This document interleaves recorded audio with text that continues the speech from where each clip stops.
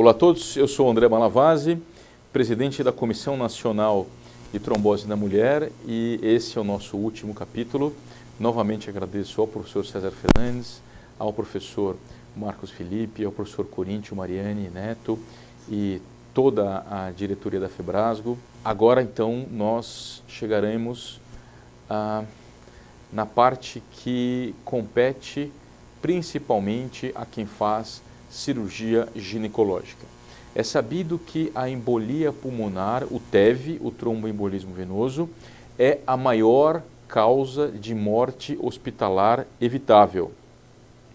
De cada 3 pacientes que morrem em hospitais por causas evitáveis, um deles, cada 3, morre por embolia pulmonar. Então, nós que fazemos muitas cirurgias, nós que temos uma especialidade clínico-cirúrgica, precisamos estar afeitos aos fatores de risco e à profilaxia do tromboembolismo venoso relacionado à cirurgia ginecológica. Os ortopedistas acordaram para esse fato há bastante tempo, são os especialistas que hoje mais utilizam profilaxia de tantas e tantas vezes que eles se depararam com pacientes com cirurgias muito bem feitas, mas que na saída do hospital, os pacientes tinham síncopes, mortes súbitas ou logo que chegavam em casa. Então, hoje na ortopedia, a tromboprofilaxia farmacológica é uma rotina. E é o que nós precisamos estar atentos também na ginecologia. Evitarmos situações como essa de uma paciente que fez esterectomia e teve uma flegmásia, uma trombose venosa profunda, proximal, alta, logo na saída da veia ilíaca, levando então a um grande acometimento do membro inferior esquerdo, com risco alto de ter uma embolia pulmonar.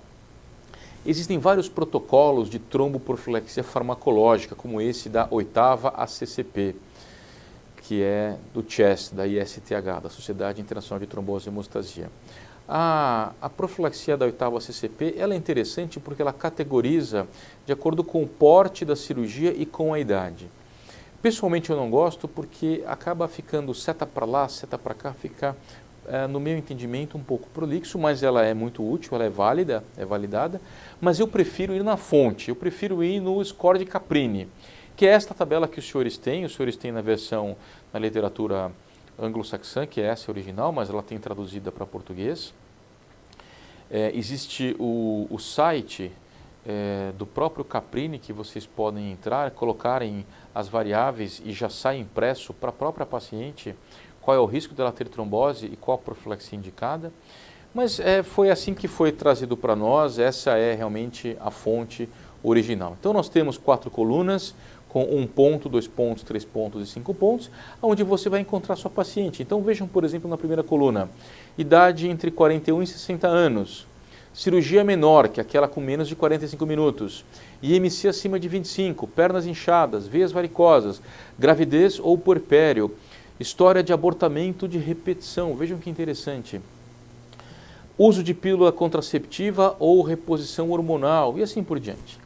2 pontos, idade entre 61 e 74 anos, artroscopia, cirurgia maior, acima de 45 minutos, desde a anestesia. Cirurgia laparoscópica, que dure mais de 45 minutos, desde a anestesia. Câncer, restrição à cama por mais de 72 horas antes da cirurgia.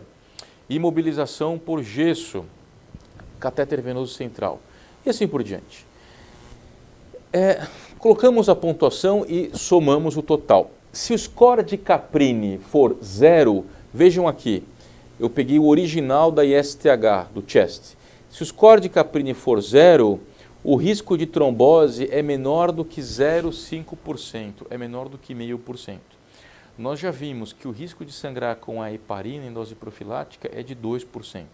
Então, se o Caprini é 0, não faz sentido dar uma medicação anticoagulante. Qual é a profilaxia? Deambulação precoce. Respeito aos tecidos, respeito ao tempo cirúrgico, hidratação adequada, abrir os planos no corte e não na coagulação e assim por diante. Se o score de Caprini é 1 ou 2, o risco de TEV é 1,5%, 1,5%.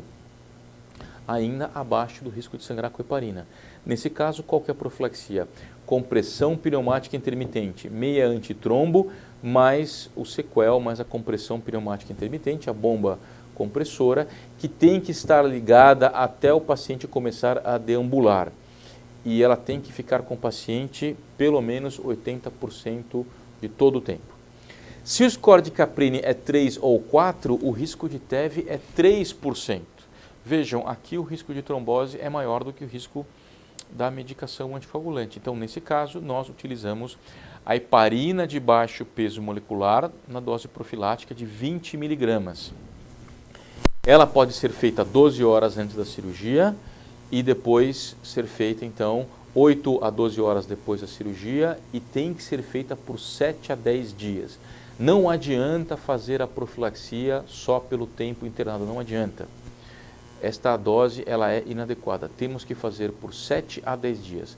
Alguns trabalhos colocam como mínimo 7 dias e outros trabalhos na literatura como mínimo 10 dias. 7 a 10 dias. 20 miligramas, mas atualmente nós temos usado na maioria dos pacientes 40 miligramas, são doses equivalentes, 20 ou 40. Se o paciente ele tem um score de Caprini maior ou igual a 5, o risco de trombose é 6%. Nesse caso, é a profilaxia farmacológica com 40 miligramas, mais a profilaxia mecânica. Nós associamos as duas. Mecânica até deambular e a farmacológica por 7 a 10 dias, 40 miligramas. E se for câncer abdominal ou pélvico, não adianta usar por 7 a 10 dias, tem que estender por 28 dias, 4 semanas, um mês, que é o tempo mínimo.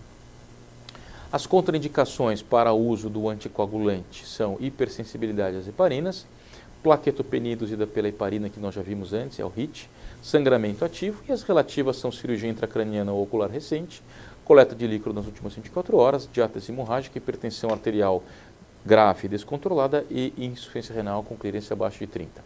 Então, como fazer profilaxia para tromboembolismo venoso em cirurgia ginecológica? Risco baixo, deambulação precoce.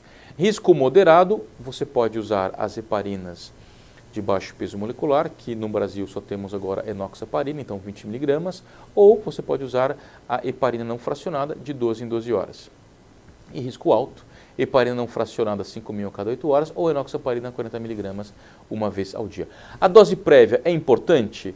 Ela deve ser feita 12 horas antes da cirurgia, mas se você tem receio que isso pode trazer aumento de risco de sangramento, que não traz, porque a dose profilática ela não muda o coagulograma, você pode não fazer a dose prévia. Faça a dose subsequente, 8 a 12 horas depois da cirurgia.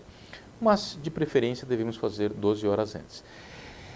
Esperamos 8 a 12 horas para fazer a dose pós-cirurgia por conta da raquianestesia ou peridural, mas se é uma cirurgia com anestesia geral, você pode fazer a dose profilática logo que você terminou a cirurgia e está suturando a pele. Isso é muito comum, por exemplo, em cirurgia bariátrica. Na cirurgia bariátrica, que o risco de trombose é muito alto, o cirurgião do aparelho digestivo, assim que ele faz a anastomose do tubo digestivo e ele vê que não tem sangramento, ele faz uma revisão hemostática, ele já pede para fazer a dose profilática. Nós esperamos 8 a 12 horas da punção da raquianestesia ou peridural. Mas se é uma cirurgia, com anestesia geral, nós podemos fazer imediatamente após o término da cirurgia. Senhores, era isso que eu tinha para agradecer aos senhores. Lembrar que os anticoagulantes orais, rivaroxabana, pixabana, dabigatran e edoxabana, não servem, não podem ser usados como profilaxia em cirurgia geral, apenas em ortopedia, em troca de quadril ou joelho.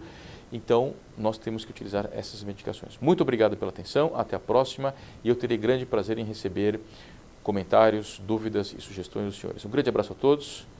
André Malavasi, até a próxima.